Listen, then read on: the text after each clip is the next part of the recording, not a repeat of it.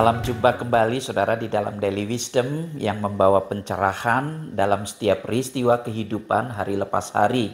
Sehingga menjadikan kita semakin berhikmat mengerti kehendak Tuhan.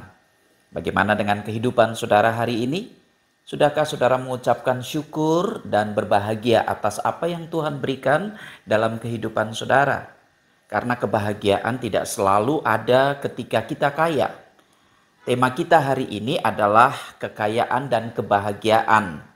Amsal 10 ayatnya yang ke-22 mengatakan, berkat Tuhan yang menjadikan kaya, susah payah tidak akan menambahinya.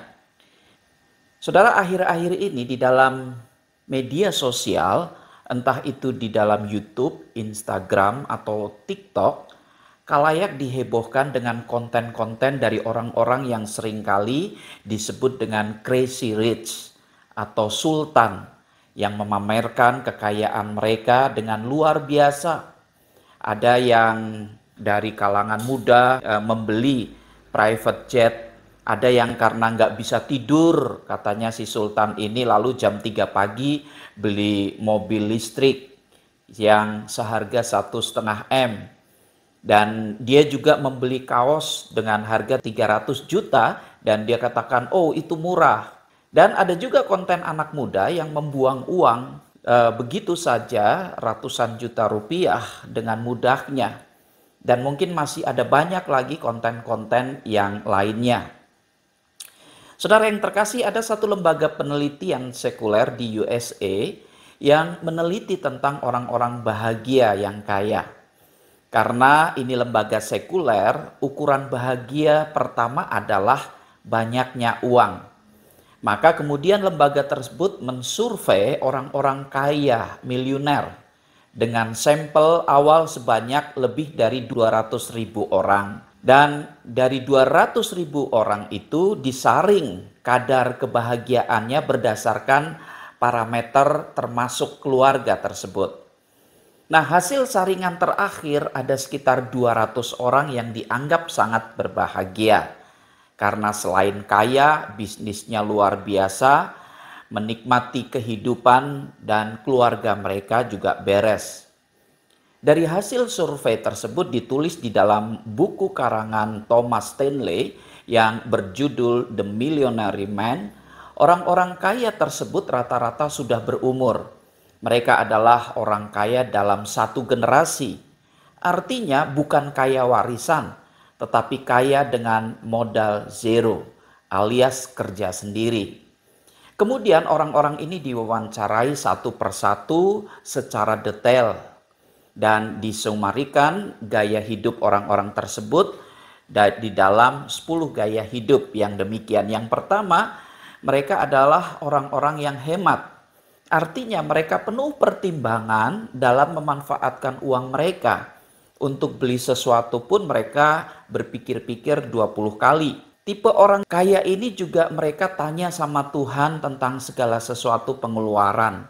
Mereka tidak diperbudak oleh mode meskipun tidak kuno tapi modis. Mereka tahu di mana beli barang bagus tapi murah. Yang kedua, gaya mereka adalah orang-orang tersebut selalu hidup di bawah income mereka. Tidak hidup gali lubang tutup lubang alias utang. Dan ketiga, mereka juga loyal terhadap pasangan, tidak cerai dan setia. Serta yang keempat, mereka selalu lolos dari prahara baik dalam keluarga atau bisnis. Setelah ditanya apa kunci lolosnya, jawabnya mereka takut akan Tuhan. Nah, yang kelima adalah kita bisa melihat bahwa ketika mereka diwawancarai, mereka juga mempunyai cara berpikir yang berbeda di dalam segala segi dengan orang-orang kebanyakan. Contohnya ketika mereka ke mall, mereka tidak mikirin habisin duit, tetapi justru mereka survei. Mereka mencari bisnis apa yang laku di mall. Dan yang keenam, ketika ditanya kunci suksesnya, mereka katakan adalah bagaimana punya integritas, bahwa omongan dan janji harus bisa dipegang dan dipercaya. Mereka juga disiplin, tidak dipengaruhi oleh banyak hal, termasuk mereka disiplin di dalam hal makanan, tidak sembarang untuk mengkonsumsi, dan mereka juga tidak serakah. Mereka juga mengembangkan social skill atau cara bergaul, cara belajar untuk bagaimana menjual akan ide-ide mereka, dan mereka mengupgrade akan dirinya. Mereka tidak malas belajar. Dan mereka juga punya pasangan yang support, selalu mendukung dalam keadaan susah ataupun senang. Menurut mereka, integriti dimulai dari rumah. Kalau seorang suami atau istri tidak bisa dipercaya di rumah, pasti tidak bisa dipercaya di luar. Dan yang ketujuh, mereka juga punya pembagian waktu, aktivitas, dan paling banyak mereka lakukan adalah bagaimana semuanya itu untuk keluarga dan olahraga. Alasannya, ketika mereka bisa berolahraga sehat, mereka bisa meningkatkan fighting spirit mereka di dalam segala situasi.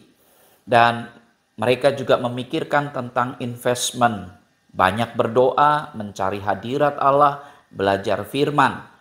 Dan inilah yang menjadi lifestyle mereka sejak muda.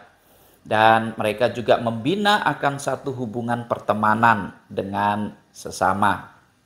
Nah, dan yang kedelapan, mereka juga memiliki kekuatan iman, dan menurut mereka ini kunci sukses mereka. Mereka juga memiliki pengalaman-pengalaman rohani, bagaimana belajar mendengarkan suara Tuhan.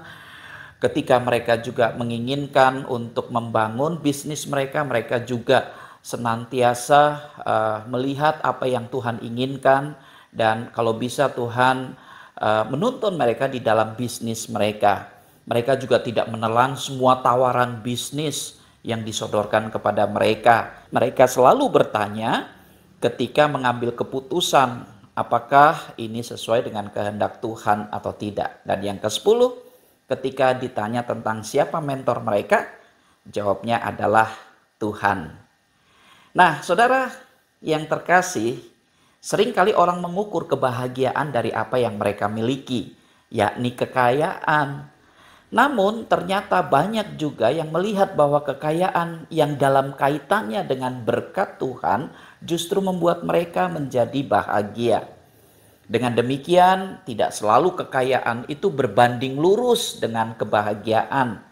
Karena semua itu tidak akan berarti bila tidak ada berkat yang hadir dari segala yang dimiliki. Maka sekarang saudara, bahwa kekayaan yang menentukan sebuah kebahagiaan itu menjadi relatif. Apa yang kita miliki meskipun itu sedikit, namun ketika kita mensyukurinya sebagai berkat dan kita menikmatinya serta merasakan bahagia, maka sesungguhnya saudara adalah orang kaya. Amsal 10 ayat 22. Berkat Tuhanlah yang menjadikan kaya, susah payah tidak akan menambahinya. Selamat menjalani kehidupan ini dengan membangun segala sesuatu yang Tuhan berikan kepada saudara, dan syukurilah. Tuhan Yesus memberkati.